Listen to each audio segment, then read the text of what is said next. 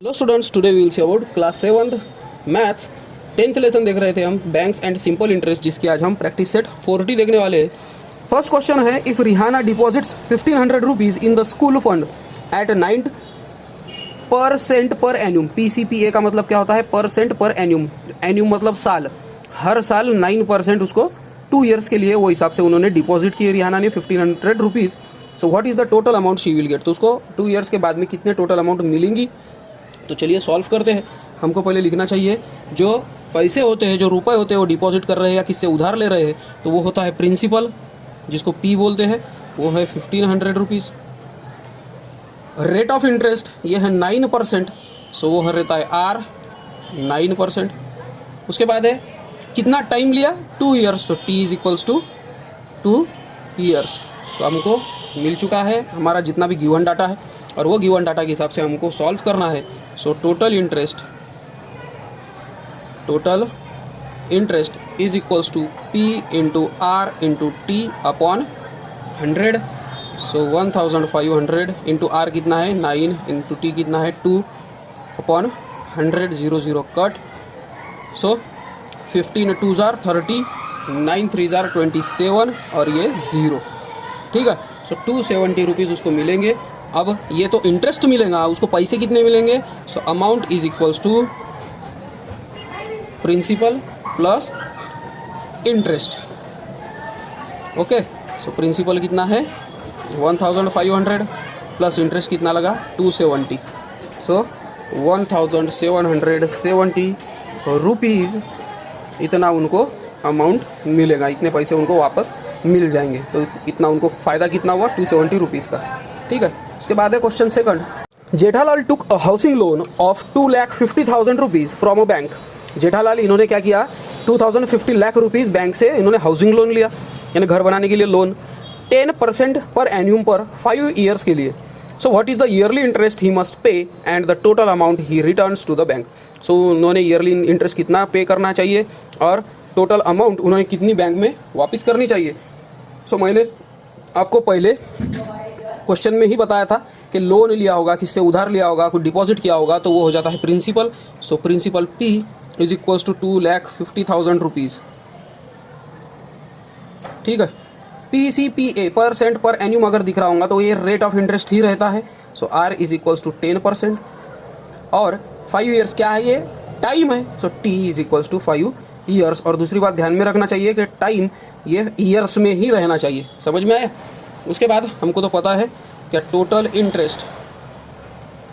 Interest जिसको I बोलेंगे हम, I is equals to P into R into T upon 100। So 2,50,000 into 10 into 5 upon 100, तो 0 0 चलो हम कट कर लेते हैं। सो इसको अगर सॉल्व किया जाएगा तो वो आएगा 1,25,000 रुपीज़। 1,25,000 रुपीज़ उनके 5 ईयर्स में आएंगे। सो total interest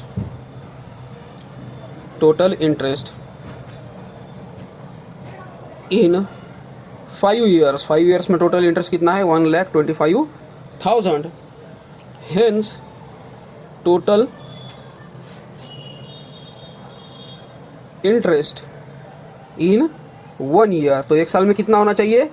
so 1,25,000 divided by 5, क्योंकि 5 साल से डिवाइड कर लो आप। सो 25,000 रुपीज़, 25,000 रुपीज़ इतना उनको देना पड़ेगा हर साल। और अब बैंक में वो कितने अमाउंट देंगे? सो टोटल अमाउंट, तो अमाउंट यानी कि क्या होता है? प्रिंसिपल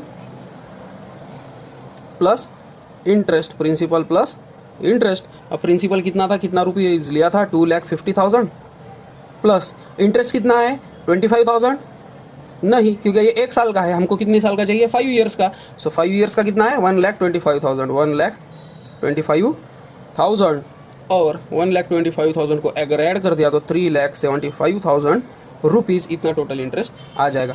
तो ये था फर्स्ट क्वेश्चन का आंसर, यानी उसमें ही, और ये था उसमें के सेकंड क्वेश्चन का आंसर, यानी कि दोनों भी क्वेश्चन हमारे इस क्वेश्चन में कंप्लीट हो चुके हैं। तो हमें वो आंसर पूरा मिल गया है। तो जेठालाल को इतना खर्च लगेगा, इतने पैसे उनको बैंक में वापस भरने पड़ेंगे। उसके बाद चलो थर्ड क्वेश्चन देखते हैं। Srikanth deposits 85,000 rupees for 2.5 years. 1/2 का मीनिंग क्या होता है? हाफ। सो 2.5 साल के लिए है। ओके, 2.5 ईयर्स एट 7% पर एन्यूम। तो श्रीकांत इन्होंने 85,000 रुपीज़ डिपॉजिट किए एक बैंक में। कितने साल के लिए? 2.5 साल के लिए। और कितने रेट ऑफ इंटरेस्ट पर? 7। सो what is the total interest received at the end of the period. तो जब वो पीरियड खत्म हो गया यानी 2.5 साल जब कंप्लीट हो गए तो तब उनको कितने इंटरेस्ट उनको मिला बैंक की तरफ से, वो हमको कैलकुलेट करना है। तो चलो प्रिंसिपल निकालेंगे। प्रिंसिपल कितना रहता है? जो पैसे लेते हैं या देते हैं वो है principal 85,000 rupees. Rate of interest R ये है 2.5। इसको आप 2.5 भी बोल सकते हो क्योंकि 2.5 यानी कि 2.5, 2.5 यानी कि 2.5, या तो फिर 2 2 4 4 4 + 1 5 5/2 का मीनिंग भी क्या होगा? 2.5 जी होगा। दोनों में से आप कुछ भी, तीनों में से कुछ भी ले सकते हो। सो 2.5 पर सॉरी ये तो टाइम है, देखो ऐसा भूल जाता हूँ मैं। तो ये क्या हुआ? टी टाइम ईयर और रेट ऑफ इंटरेस्ट कितना है? 7% पर एनम। ठीक है। So interest I is equals to P into R into T upon 100। So is equals to 85,000 into 2.5 into 7 upon 100। तो 0 0 कट। उसके बाद अब इसको सॉल्व कैसे किया जाए, है ना। अब ये 850 यहाँ पे बचे। 850 को मैं ऐसे लिख सकता हूँ क्या? 85 × 10 लिख सकता हूँ ना, क्योंकि 85 × 10 850। तो चलो वैसे ही लिखता हूँ मैं 85 × 10 × 2.5 × 7 अपॉन 1। ठीक है। वो 1 को तो कोई वैल्यू नहीं रही डिवाइड में। सो 2.5 × 10 2.5 × 10। कोई भी नंबर को हम 10 या 10 के मल्टीपल से अगर मल्टीप्लाई करते हैं तो डेसिमल पॉइंट राइट साइड में सरक जाता है जितने ज़ीरो रहेंगे 1 पर। ठीक है। लगे तो हो सका तो इस पर मैं अलग से वीडियो बनाऊंगा, आपको समझा दूंगा कि ये ऐसे मल्टीप्लिकेशन 10, 100, 1000 से मल्टीप्लिकेशन कैसे किया जाता है, डेसिमल नंबर को डिवाइड कैसे किया जाता है। ठीक है। अब ये डेसिमल पॉइंट राइट में सरक जाता है, इसका आंसर 25 आएगा। ठीक है। ये पहले ही बोल दिया मैंने आपको, पर चलो फिर भी सॉल्व करके आपको बता देता हूँ। सो 10 5 50, 50 से 0 आए 5, डेसिमल पॉइंट एक प्लेस के बाद है यहाँ पर, तो चलो यहाँ पर दे दिया। 10 2 20, 20 + 5 25 आ गया 25.0 यानी कि 25। सो ये होगा 85 × 25 × 7। और ये तो आप इजीली इसको सॉल्व कर सकते हो। सो 85 × 25 × 7 अगर किया जाए तो वो होगा 14,875।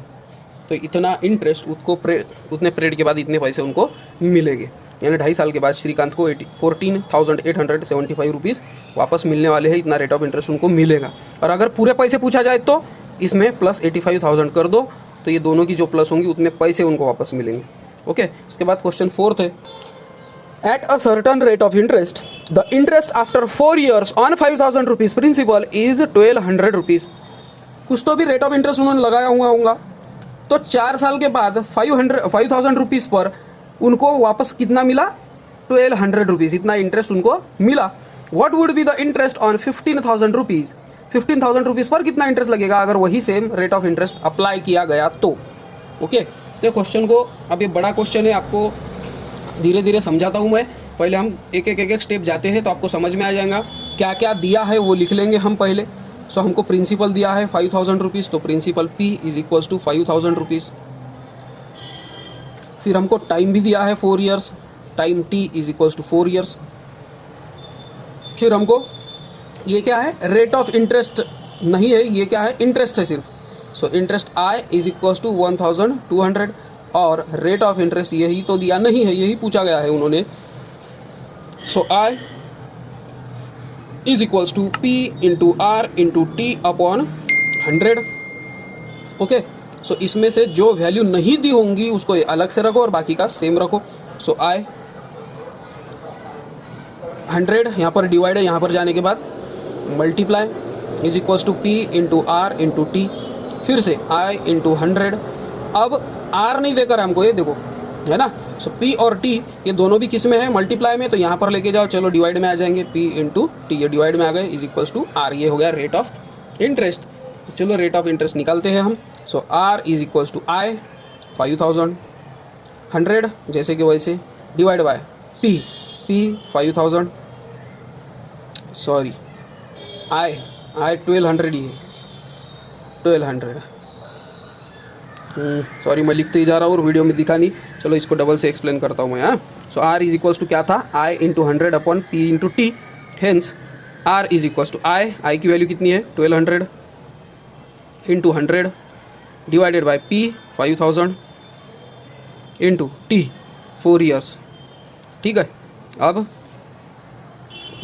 1 2 1 2 1 2 ओके। सो 4 1 जार 4, 4 3 जार 12, 5 1 जार 5, 5 2 जार 10, 3 2 जार 6। R is equals to 6%। Rate of interest कितना आया 6%। अब यही रेट ऑफ इंटरेस्ट से अगर 15,000 रुपीज़ डिपॉजिट किए 4 साल के लिए ही, सेम पीरियड बोला है, तो फिर कितना अमाउंट मिलेगा, क्या बोला उन्होंने, at the same what will be the interest, उस पर इंटरेस्ट कितना मिलेगा। तो इसकी चलो वैल्यू लिखते हैं हम। सो आर हमको पता था, आर इज इक्वल्स टू 6%। उसके बाद टाइम भी दिया हुआ है कि सेम पीरियड, इसका मतलब सेम ईयर 4 years। उसके बाद पी प्रिंसिपल कितना दिया है अब 15,000 रुपीज़। और अब हमको आय पूछा गया है। ठीक है, सो आय निकालने के लिए हम करते हैं interest is equals to P into R into T upon 100। So P 15,000 into R 6 into T 4 upon 100, 0 0 cut हो गए।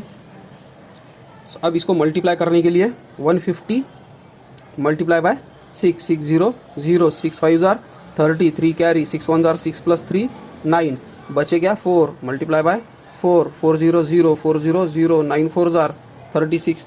सो 3,600 रुपीज़ इतना इंटरेस्ट उनको अप्लीकेबल रहेगा, लगेगा। तो स्टूडेंट्स ये था हमारा क्वेश्चन 4 का आंसर। अब लास्ट क्वेश्चन देखेंगे, question 5। If Pankaj deposits 1,50,000 rupees in a bank. Pankaj इन्होंने डिपॉजिट किए, पैसे डाले बैंक में, कितने रुपीज़ 1,50,000। 10% पर एनुम पे रेट ऑफ इंटरेस्ट है 10% पर एनुम, 2 years के लिए टाइम है 2, और ये डिपॉजिट किया यानी कि ये हो गया principal. So what is the total amount he will get from the bank. तो बैंक से उनको वापस कितने पैसे मिलेंगे। So P is equals to 1,50,000, R 10% और टी 2 years, और आई पूछा है, पहले आई हमको पता करना है और उसके बाद ए पूछा है यानी कि अमाउंट भी पूछा है। So I is equals to P into R into T upon 100। P की वैल्यू क्या है 1,50,000, आर 10% और टी है 2 years अपॉन 100, 0 0 0 0 कट कर देंगे हम। सो 15 2 जार 30 और 1 2 3 30,000 रुपीज़ इतना उस पर इंटरेस्ट आया है। So I is equals to 30,000। सो हमको पता है कि अमाउंट यानी कि टोटल अमाउंट उनको कितनी मिलेंगी, जितने पहले पैसे डाले थे यानी कि प्रिंसिपल, और प्लस जितना उनको इंटरेस्ट मिल रहा है वो दोनों को भी मिलाकर उतने पैसे उनको मिल जाने चाहिए।